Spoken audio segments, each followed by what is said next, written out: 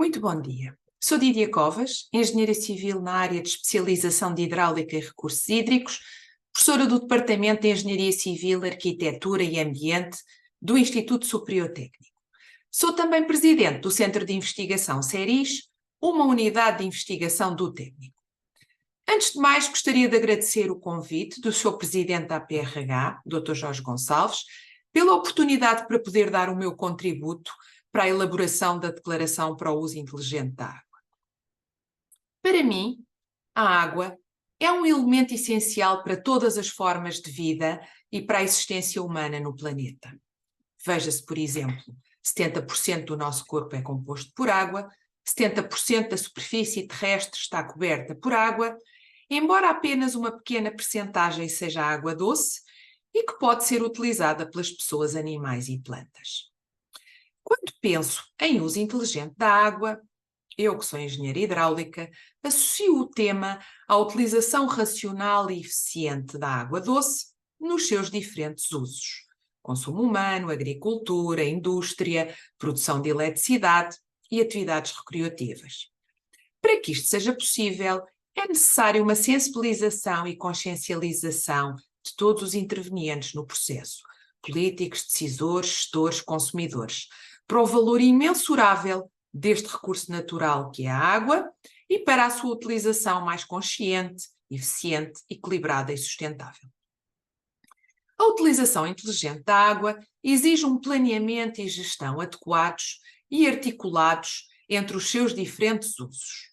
Por exemplo, em situação de escassez, a água armazenada nas albufeiras não deve ser utilizada para a produção de eletricidade, devendo ser utilizadas fontes de energia alternativas.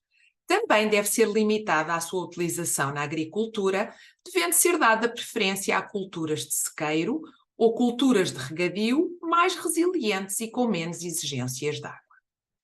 Relativamente à utilização para consumo humano, a sua gestão é da responsabilidade dos serviços de água, desde a captação até ao consumidor, incluindo o tratamento, o transporte, o armazenamento e a distribuição.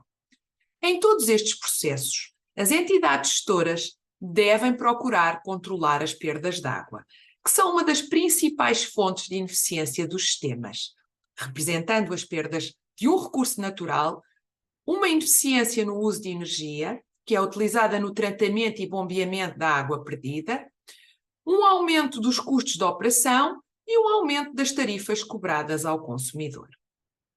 As entidades gestoras devem também prever origens de água alternativas para assegurar as necessidades de consumo em situação de escassez, seja isto através de captações próprias, a utilização da água do mar dessalinizada ou a utilização da água residual tratada com fins de reutilização.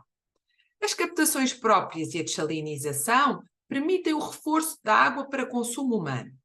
A água residual tratada permite a utilização noutros usos compatíveis, como seja a rega de espaços verdes, a lavagem de arruamentos ou o combate a incêndios.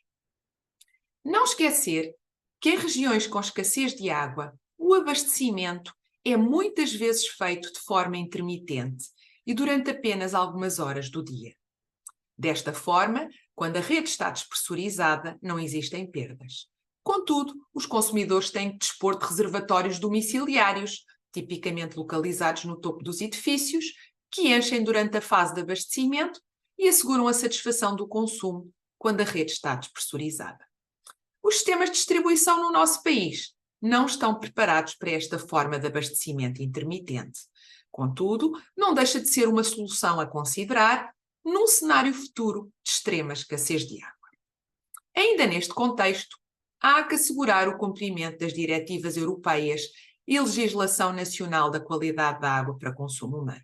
Ou seja, não é suficiente distribuir água em quantidade e com pressão suficiente. É também necessário distribuir água segura. Em situação de escassez, em que as origens superficiais e subterrâneas estejam no limite de utilização, assegurar o cumprimento dos requisitos de qualidade compatíveis para consumo humano pode ser um problema. Relembrem-se alguns exemplos: a intrusão salina, a contaminação de origens com águas residuais ou a eutrofização de albufeiras. Finalmente, e talvez um dos aspectos mais importantes e muitas vezes negligenciado, é a consciencialização dos consumidores, população em geral, agricultores e também dos gestores dos serviços de água.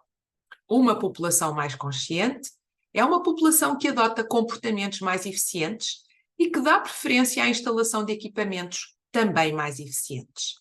Relativamente à agricultura, há que adotar políticas que promovam a utilização de culturas menos exigentes em termos de água, por exemplo, aumentando o custo ou passando a cobrar a água usada na rega, criando escalões de consumo de rega ou limitando o uso da água em situação de escassez.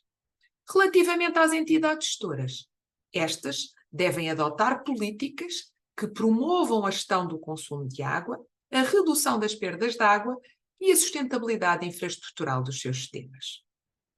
Hoje em dia, num contexto de alterações climáticas em que as secas e as cheias se tornam cada vez mais frequentes, já não é suficiente a mitigação e o controle dos seus efeitos. É também essencial garantir a adaptação, a flexibilidade e a resiliência de todos os intervenientes nos processos de utilização de água a esta nova realidade, procurando novas soluções e tecnologias, fontes de energia renováveis, que não é hídrica, culturas menos exigentes e origens de água alternativas. É este o meu contributo para a Declaração para o Uso Inteligente da Água. Congratulo a Associação Portuguesa de Recursos Hídricos por esta iniciativa, que demonstra grande proatividade, dinamismo, renovação e inovação. Os meus parabéns à APRH.